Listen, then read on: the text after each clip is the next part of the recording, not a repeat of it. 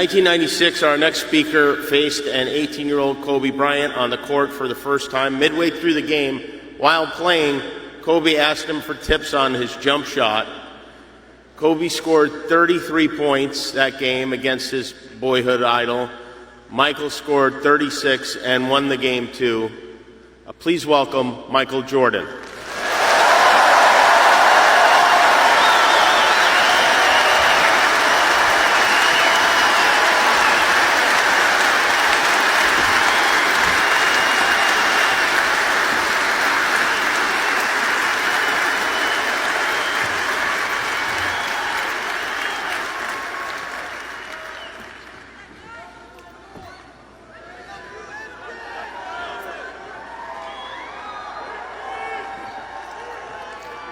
I would say good morning, but it's afternoon.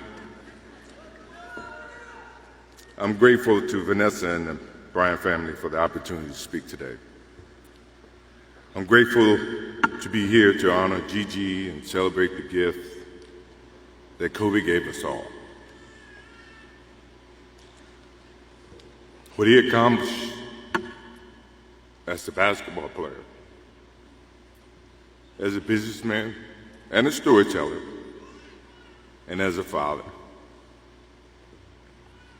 In the game of basketball, in life, as a parent, Kobe left nothing in the tank. He left it all on the floor.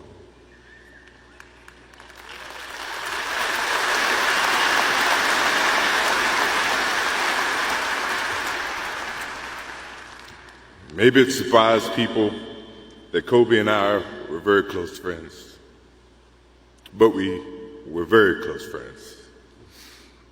Kobe was my dear friend. He was like a little brother. Everyone always wanted to talk about the comparisons between he and I. I just wanted to talk about Kobe.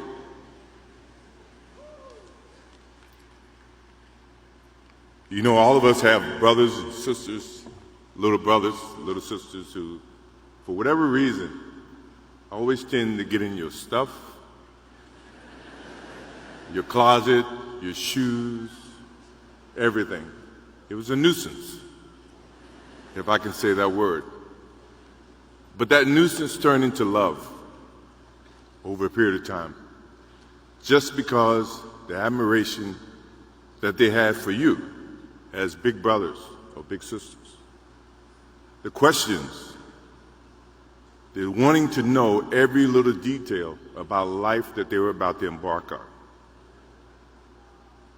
He used to call me, text me, 11:30, 2:30, 3 o'clock in the morning, talking about post-up moves, footwork, and sometimes the triangle. At first, it was an aggravation. But then it turned into a certain passion. This kid had passion like you would never know. And it's an amazing thing about passion. If you love something, if you have a strong passion for something, you would go to the extreme to try to understand or try to get it. Either ice cream, Cokes, hamburgers, whatever you have a love for. If you have to walk, you would go get it. If you have to beg someone, you would go get it. What Kobe Bryant was to me was the inspiration that someone truly cared about the way I played the game or the way that he wanted to play the game. He wanted to be the best basketball player that he could be. And as I got to know him, I wanted to be the best big brother that I could be.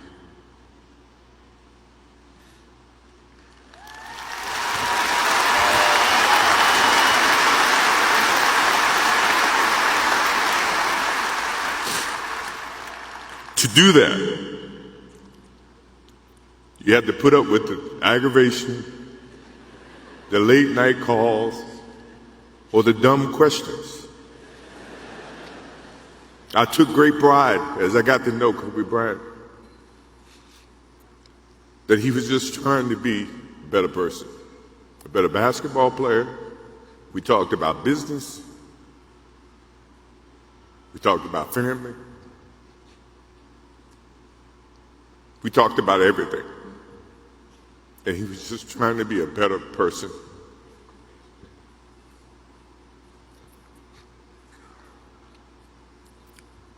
Now he's got me. I'll have to look at another crime meme for the next.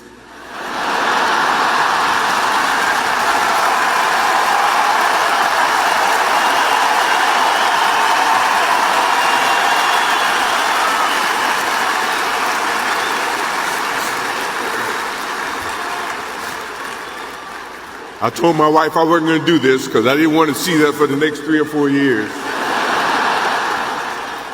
That is what Kobe Bryant does to me.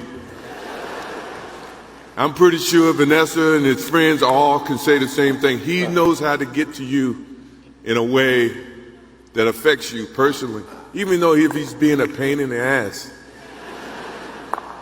But you ever have a sense of love for him in the way that he can bring out the best in you. And he did that for me. I remember maybe a couple of months ago, he sends me a text. And he's saying, I'm trying to teach my daughter some moves. And I don't know what I was thinking or what I was working on. But what were you thinking about when you were as you were growing up, trying to work on your moves? I said, what age? He says, 12. I said, 12, I was trying to play baseball. He sends me a text back saying, laughing my ass off. And this was at 2 o'clock in the morning. But the thing about him was we could talk about anything that related to basketball, but we can talk about anything that related to life. And we, as we grow up in life, rarely have friends that we can have conversations like that. Well, it's even rare when you can grow up against adversaries and have conversations like that. I went and saw Phil Jackson in 1999 or maybe 2000. I don't know when Phil was here in LA. And I walk in and Kobe's sitting there. And the first thing, I'm in a suit. The first thing Kobe said, did you bring your shoes? No, I wasn't thinking about playing. But his attitude to compete and play against someone he felt like he could enhance and improve his game.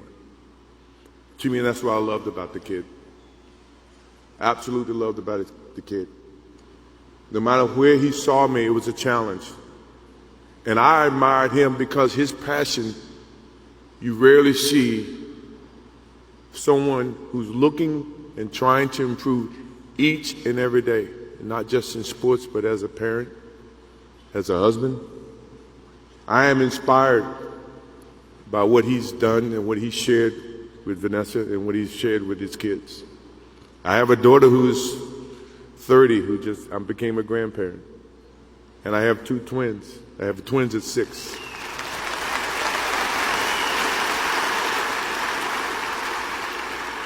I can't wait to get home to become a girl dad and to hug them and to see the love and the smiles that they bring to us as parents.